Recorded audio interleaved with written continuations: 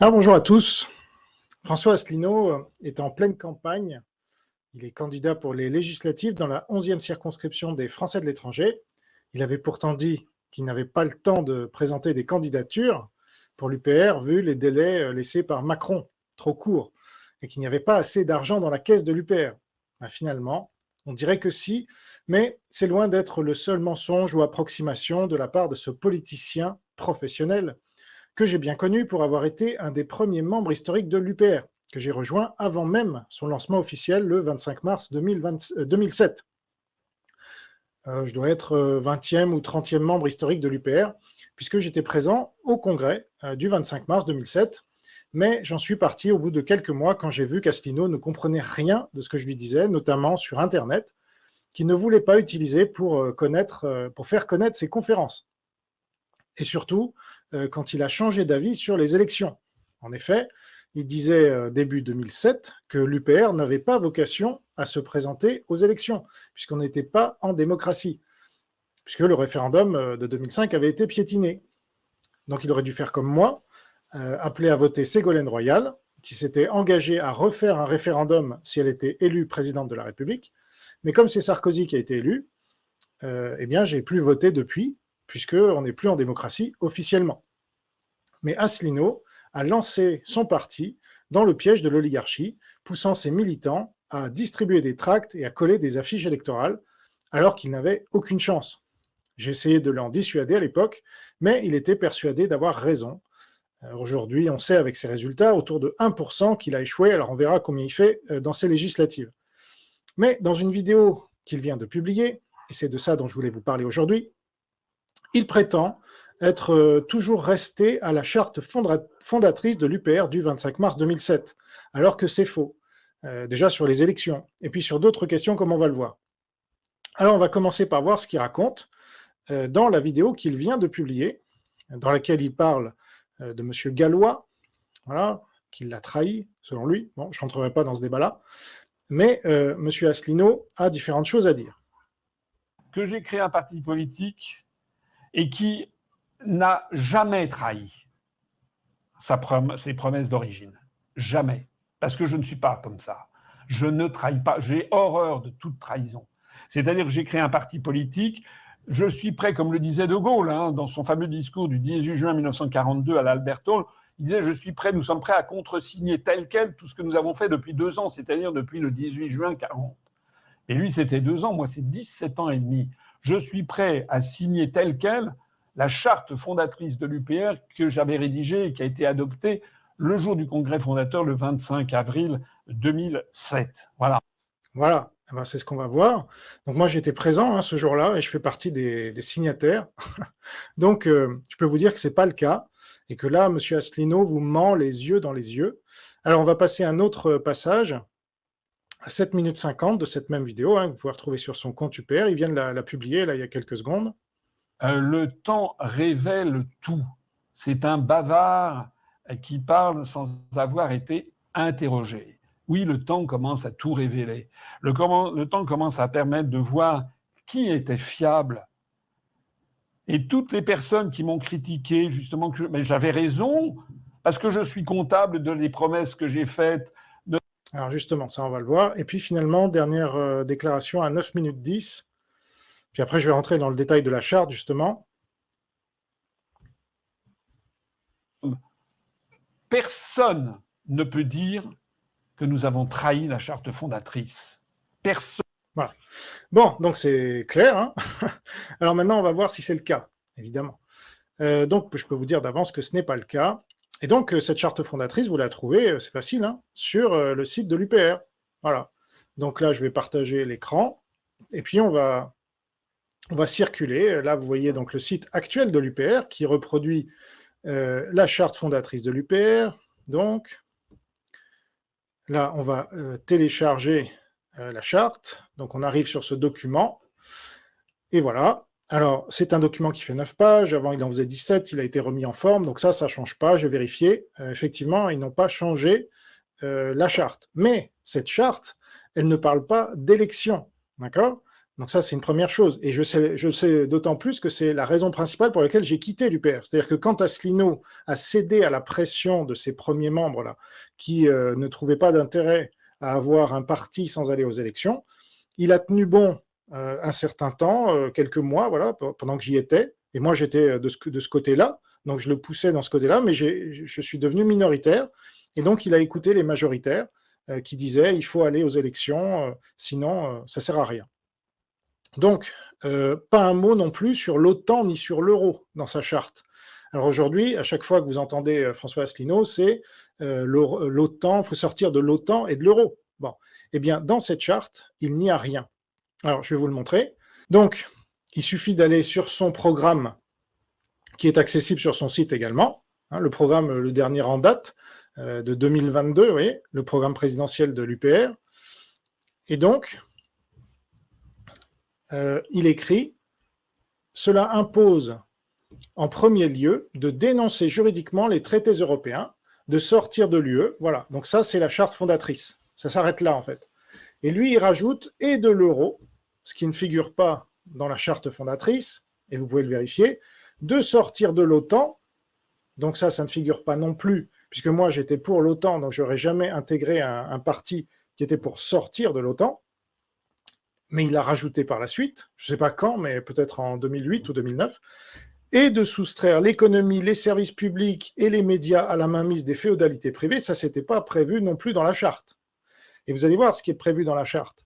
C'est beaucoup plus large, puisque sa philosophie de départ, c'est en ça qu'il l'a trahi, et donc qu'il ment aujourd'hui en disant qu'il a toujours tenu ses promesses, il n'a jamais changé, il pourrait signer la charte aujourd'hui. C'est qu'en fait, dans sa charte, il est dit très clairement que le programme de libération nationale met de côté le clivage droite-gauche. Alors on va retourner sur la charte, et vous allez sur le chapitre ou la partie, voilà, un programme de libération nationale qui met de côté le clivage droite-gauche. Et dans ce paragraphe-là, dans ces 2 ou 3 paragraphes qui suivent, vous avez en effet l'idée que on peut être pour ou contre même les mesures qu'il va mettre en avant, lui, dans son programme présidentiel, mais cette charte dit peu importe. Donc, il n'y a pas un programme politique. Justement, l'idée, c'est de dire on va sortir de l'Union européenne et puis après, on soumettra un référendum ou ça sera la majorité ou peu importe. Il y aura des élections nationales, voilà, des législatives, des présidentielles, et puis en fonction de la personne élue, elle mènera la politique que les Français lui auront octroyé le droit de mener. Mais depuis, il a changé puisque en 2017, puis en 2022, il s'est présenté aux élections présidentielles. Et pour ça, il a présenté un programme. Voilà. Donc ce programme, vous pouvez le voir en détail. Pouvoir d'achat pour tous, SMIC plus 24%. Donc ça, ce n'était pas du tout prévu par la charte. C'est contradictoire avec la charte qui dit vous pouvez avoir toutes les idées que vous voulez, tant que ça respecte évidemment les droits de l'homme, la non-discrimination et compagnie.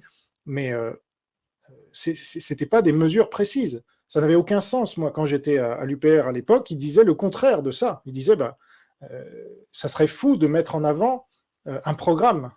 Voilà. Parce que l'idée, c'est de sortir de l'Union européenne. Mais j'imagine, puisque j'en suis parti, que pendant toutes ces années, il a eu des gens, et pour les recruter, qui lui ont demandé c'est quoi vos mesures? Donc au début, il disait non, nous, on veut juste sortir de l'Union européenne. Et puis, oui, mais c'est quoi vos mesures? Et puis, à la 100e fois où il a dû répondre, nous, c'est juste de sortir de l'Union européenne, il a commencé à plancher sur des mesures. Et puis, quand il s'est dit, tiens, j'ai un ego surdimensionné, je vais me présenter au présidentiel, eh bien, je vais mettre en avant un programme.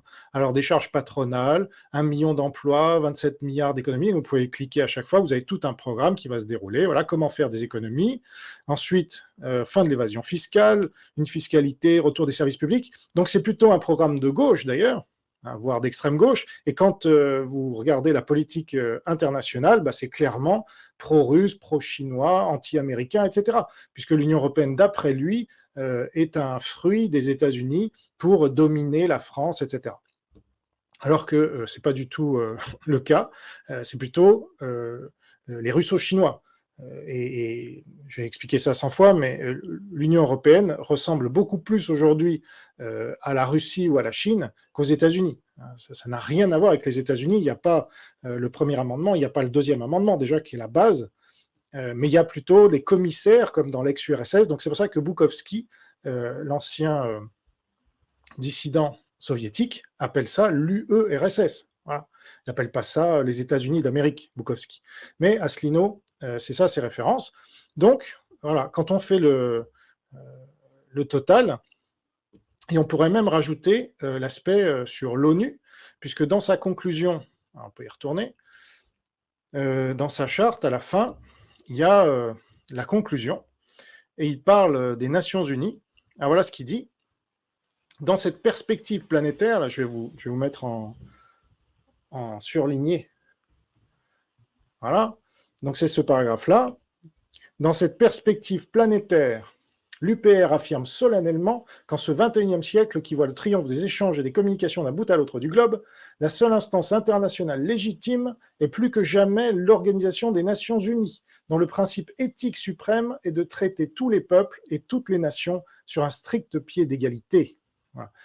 Ce qui est strictement faux, puisque, par exemple, Taïwan, puisque lui, il est pro-Parti communiste chinois, et donc Taïwan est exclu de l'ONU en tant que nation souveraine, puisque la Chine ne supporte pas que Taïwan soit considéré comme une nation, et l'ONU s'est pliée aux desiderata de la Chine. Il y a eu un échange de sièges. Taïwan, qui était au Conseil de sécurité de l'ONU, qui représentait la Chine, a été remplacé, donc une démocratie, a été remplacée par une dictature, qui est la Chine de Mao, en plus, la pire des Chines communistes possibles. Et depuis, Taïwan est exclu, donc Asselineau se soumet à l'ONU dont il faudrait sortir. Moi, je suis plutôt pour la sortie de l'Union européenne et de l'ONU. C'est ça dont il faudrait sortir. Alors qu'on a beaucoup plus d'intérêt à être avec l'OTAN. Après, c'est un débat.